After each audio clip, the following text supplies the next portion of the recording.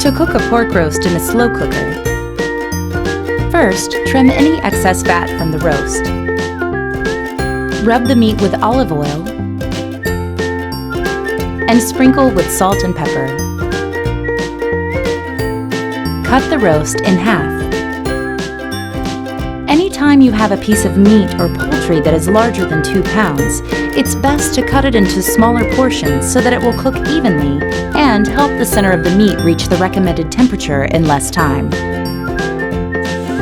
Brown the roast halves in hot oil in a large skillet for 2 minutes on each side or until lightly browned. You're not thoroughly cooking the meat at this point, just browning the outside. Place the roast halves in a lightly greased 6-quart slow cooker, fat side up. Because the slow cooker generates steam that doesn't escape, there will be a good bit of liquid at the end of cooking, so there's no need to add any extra liquid to the meat.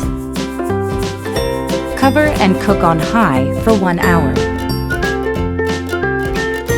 Reduce the heat to low and cook for 6 to 7 hours or until the meat is tender and slices easily.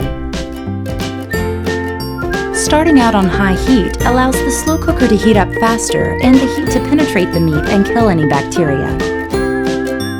Remove the cooked pork, reserving the liquid, and slice the meat. Add 1 cup of the reserved liquid to the pork to moisten and serve.